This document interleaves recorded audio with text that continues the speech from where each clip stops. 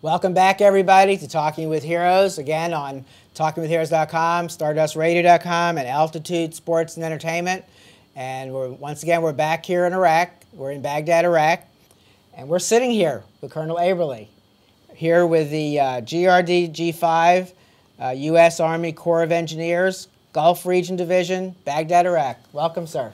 Thank you, Bob. Glad to meet you. But you have quite a distinguished career. Tell America a little bit about yourself and your career. All right. Well, first, I joined the North Dakota National Guard on my 17th birthday. Couldn't wait to get in, and so right away when I turned 17, I joined the National Guard. Spent about a little over 27 years in the North Dakota National Guard, serving my country. I started full-time with the National Guard back in 1991. Prior to that, I was a high school teacher and coach. But when I got the opportunity to go full-time, I took that, and this is the first time I've actually deployed overseas in a combat zone to serve my country in that capacity. So it's a great opportunity for me, and I'm really enjoying it here so far. And you know, one of the impressive things, I was really looking forward to these interviews here with you guys, because you're like leading the way with the reconstruction, the planning, and these are things back in America, unfortunately, we don't hear a lot about. And every trip here, we're trying to focus on that. Why don't you talk a little bit about, maybe what it was like when you got here, okay, and improvements that have been made. Bob, we've been on the ground for about 4 months now, okay, and there has been, it's been an ongoing effort. The construction piece, like you say, not widely publicized, but mostly what you hear about is what we call the kinetic piece, the war fight, who's killing who. But what's going on behind the scenes is billions and billions of dollars worth of construction. Now, we came over here, our motto was coming to make a difference, and that's what we've been trying to do. And so we're continuing on that reconstruction piece. Now, realize the infrastructure of Iraq was not in such a bad state of disrepair because of the couple weeks of serious war that happened in 2003. The real problem with the Iraq infrastructure was neglect by Saddam Hussein's regime. And so it's decades of disrepair in many different sectors, whether it's oil, water, sewer, electrical. All those different sectors have billions of dollars worth of repairs that are needed. They've got old technology when it does exist, and there needs to be some training take place as far as how to maintain those systems. So we've been in there trying to rebuild those things and really trying to build them up, and at the same time coach the Iraqis and bring them along and foster a relationship where we can mentor them. We call it capacity development, where we take our experts and teach them like how to run this new water treatment plant that we've put in for them, for instance. So this would be similar, like the last time we were here, we met with a number of MIT teams, military transition teams. It's a similar concept of training Iraqis, right? Right. There's a two-pronged approach, and we're transitioning. And we came in initially and put a lot of money into infrastructure reconstruction.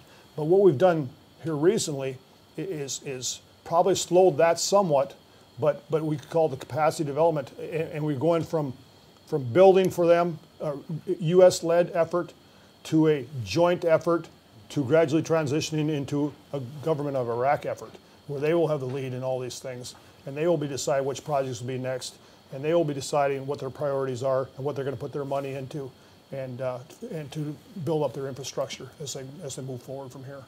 Okay, when we were talking with Grant Sattler earlier, he was talking about the civilian element, the North Dakota military element, but then the Iraqi element.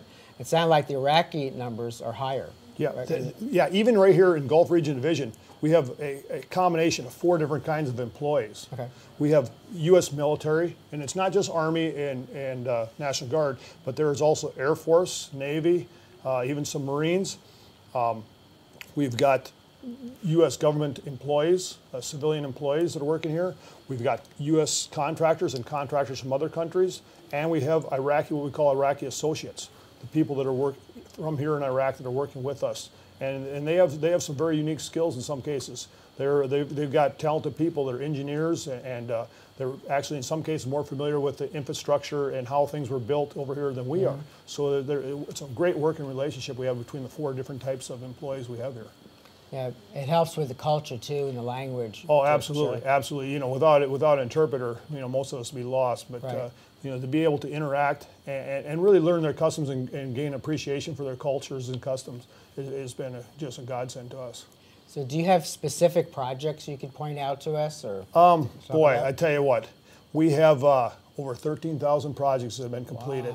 Wow. We have, at any one given time, over 1,000 ongoing right now. We have, I think, 2,300 projects, or 2,300 or a little over that, projects still either ongoing or to be started and completed.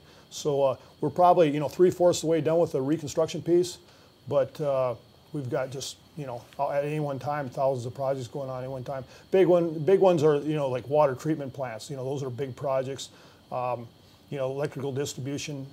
Load shedding and substations and things like that. Some of the technical stuff. So we have a lot of different things going on.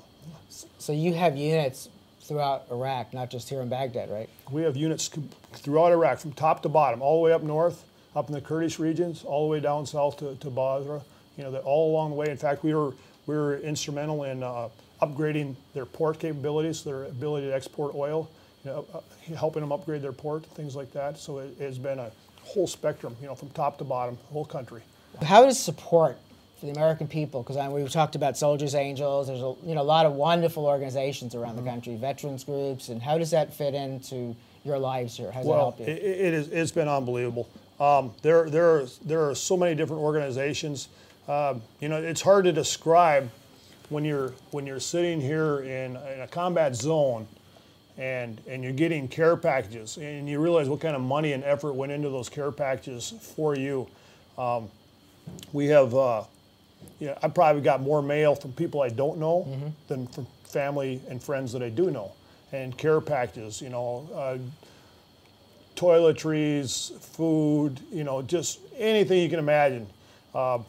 Soldiers Angels, for example, is an organization that's been really generous, and they've sent me more packages than I Sure. basically have room for in my living quarters. So it's been just tremendous. I mean, it's hard to put into words how much you appreciate that, but it is truly touching.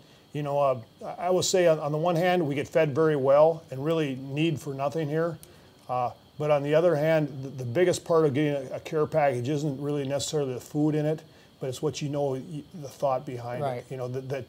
That somebody cares and somebody is very appreciative. Well, I'm always amazed because we come over for 2 or 3 weeks at a time, maybe a little longer, and we experience what you experience for months and a year or more. Mm-hmm.